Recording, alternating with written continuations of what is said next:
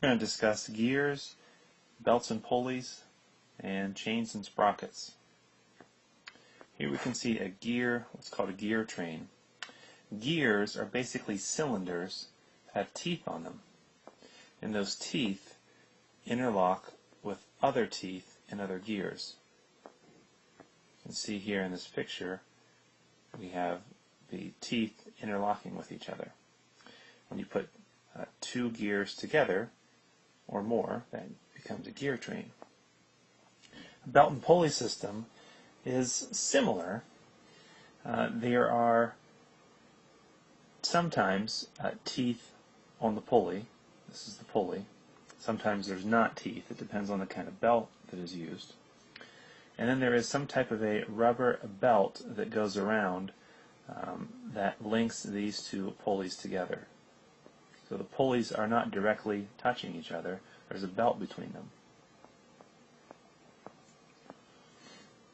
Chain and sprocket is similar to both belts and pulleys and gears. The sprockets on the gear have teeth on them. You can see them in this picture. There's little tiny teeth there.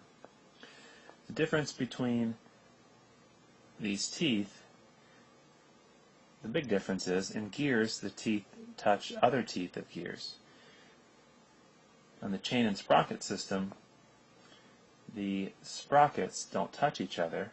They have this chain that goes around that locks into the teeth and then goes over here to another sprocket that has teeth. So the sprockets are connected by a chain. Belt and pulley system, the pulleys are connected by the by the belt. And the gear system, the gear train, the gears are connected by the actual gears themselves. What's the purpose of a gear train, a belt and pulley system, or a chain and sprocket system? Well, it's to transfer the energy through rotary motion. And this can be done by changing the speed of the rotation, by changing the direction of the rotation, or by changing the amount of torque available to do the work.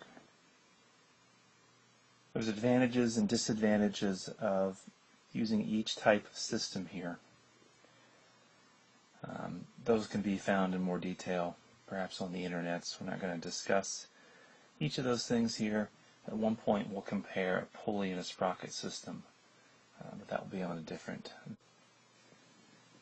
If we take two gears and we put them together so that they're mated together, imagine if these two gears could be put side by side.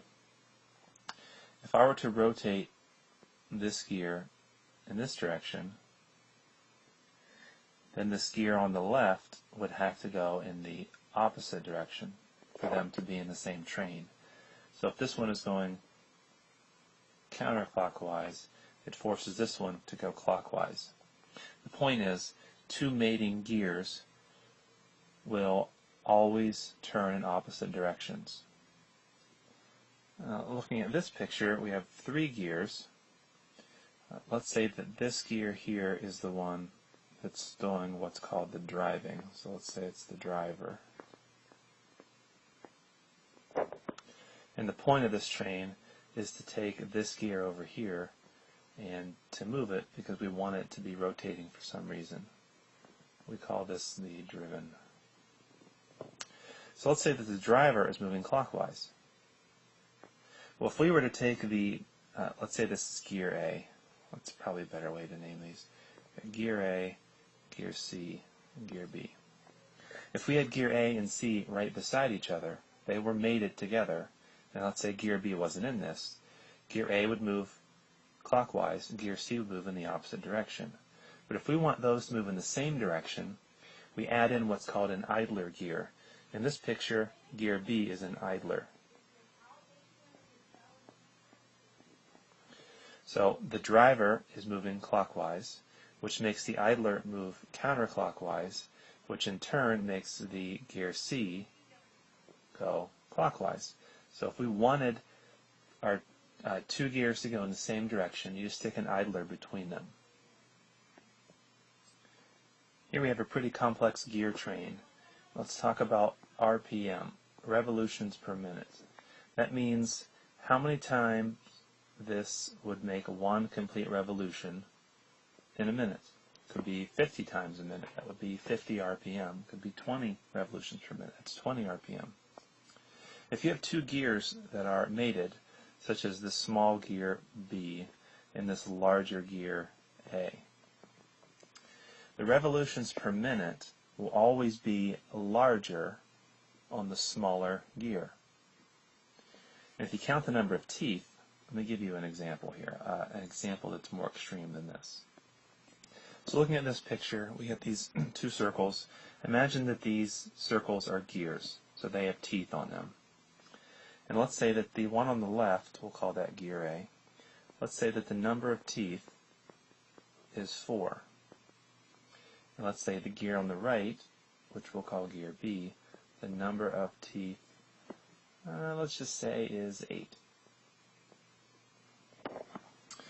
Now for these gears to be in the same train, they have to have, the gears have to be the same size, the teeth, I should say. The teeth should have to have the same size. Otherwise they wouldn't be able to mate together.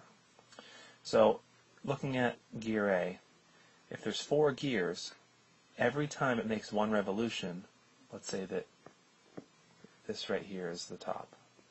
Every time it makes one revolution, that means 4 teeth are going to interlock with the teeth at B. Well, since B has 8 teeth, when A makes one complete revolution, gear B is only going to make half a revolution.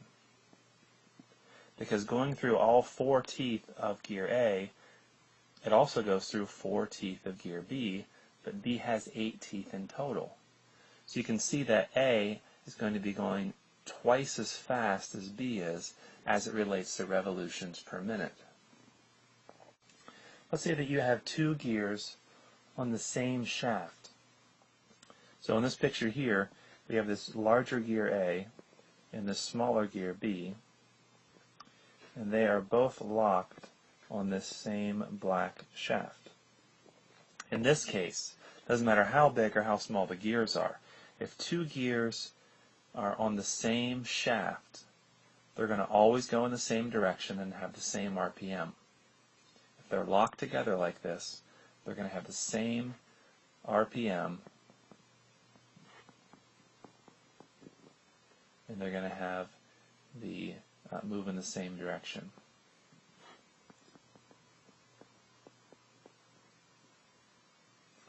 The difference between a gear train and a compound gear train. A gear train consists of gears that are locked together with teeth, like so. A compound gear train is similar. You get some gears locked together by teeth, but then at least one of these gears has another gear that's attached to the same shaft. Like in this case, gear B and gear C are locked together on the same shaft.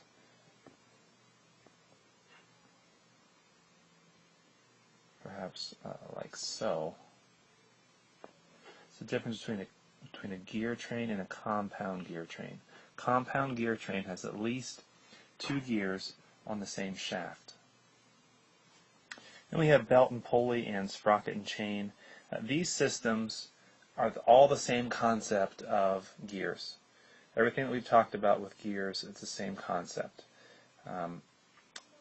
The pulleys on a belt and pulley system will go in the same direction because the belt acts as an idler in a sense, so they can go in the same direction. Same way with sprocket and chain.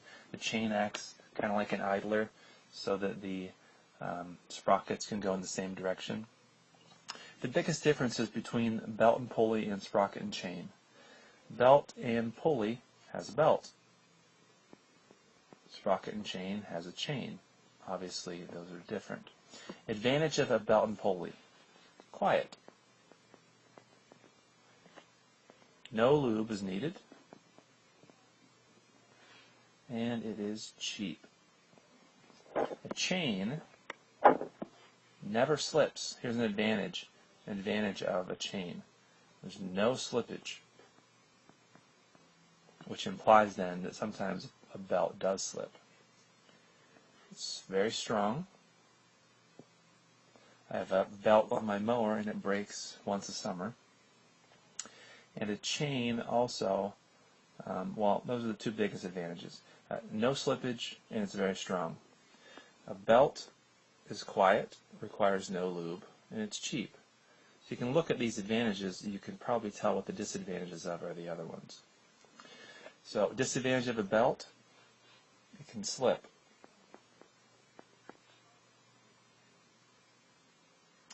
It is not very strong, so it can break easier than a chain. The disadvantages of a chain: it's more expensive, needs lube, and it's noisy. So there we have a little small list of pros and cons for pulleys and sprockets and chains.